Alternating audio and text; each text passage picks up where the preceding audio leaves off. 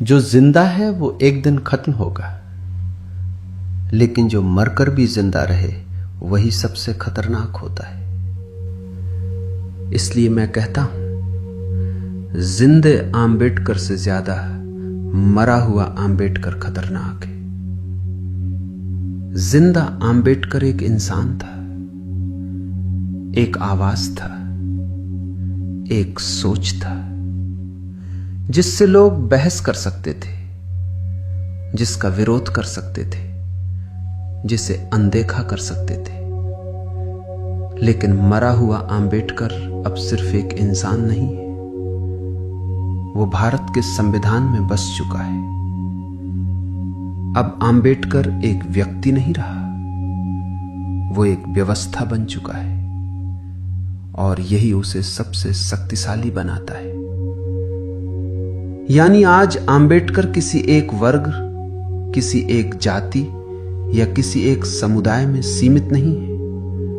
वो हर उस इंसान में है जो अपने अधिकार की बात करता है, जो बराबरी की बात करता है, जो अन्याय के खिलाफ खड़ा होता है। अगर आम्बेडकर सिर्फ जिंदा रहता तो शायद वक्त के साथ उनका असर भी सीमित हो जाता। लेकिन आम्बेडकर आज सिर्फ एक व्यक्ति नहीं, एक विचार बन गया है। और जब वो विचार संविधान में उतर गया तब वो अमर हो गया। अब उसे मिटाना नामुमकिन है, क्योंकि अब वो किसी किताब के पन्ने में नहीं, बल्कि भारत के लोगों के अस्तित्व का हिस्सा बन चुका है। सोचो, अगर आम्बेडकर नहीं होता तो क्या भारत सच में एक मजबूत लोकतंत्र बन पाता, या बस नाम का लोकतंत्र रह जाता? संविधान तो शायद तब भी लिखा जाता, लेकिन उसमें वो सोच, वो दूरदृष्टि और हर व्यक्ति को साथ लेकर चलने की जिद शायद उसमें नहीं होती। वो सिर्फ एक ढांचा बनकर रह जाता, जैसा कई देशों में हुआ है, जहां कागज पर अधिकार होते हैं पर जमीन पर उनकी कोई आवाज नहीं होती। और तब सत्ता कुछ हाथों में सिमट जाती और बाकी समाज बस उसे सहता रहता, खासकर महिलाएं। और सबसे बड़ी बात, महिलाओं के लिए जो बदलाव आए वो भी शायद कभी नहीं आते। हिंदू कोड बिल के जरिए आम्बेडकर ने महिलाओं को संपत्ति, विवाह और तलाक का अधिकार देकर समाज में पुरुष के बराबर समान स्थान दिलाने की नींव रखी। यह सुधार किसी एक जाति या वर्ग के लिए नहीं था, यह हर उस महिला के लिए था जिसे सदियों से परंपराओं के नाम पर सीमित किया गया था।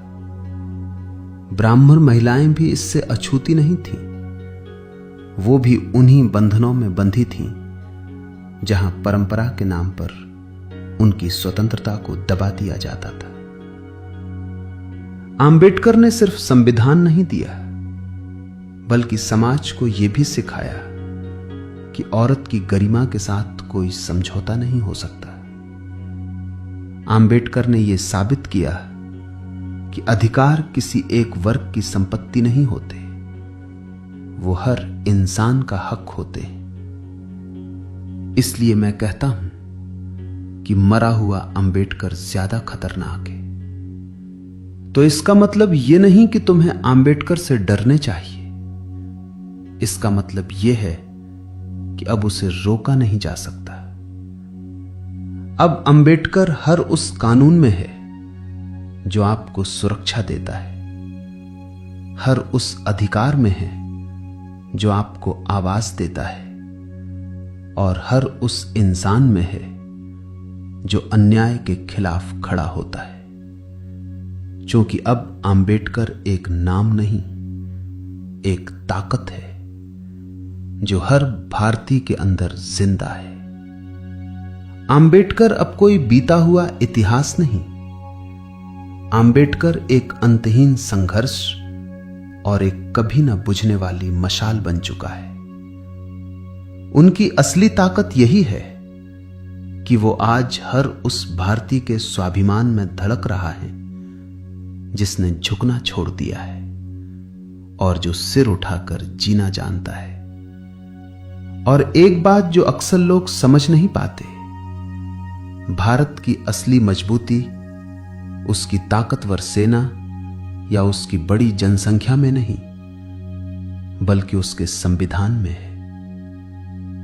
मैंने कई देशों के संविधान पढ़े हैं, लेकिन भारत के संविधान जैसी व्यापक सोच, गहराई और हर वर्ग को साथ लेकर चलने की भावना शायद ही किसी और देश के संविधान में देखने को मिलती है।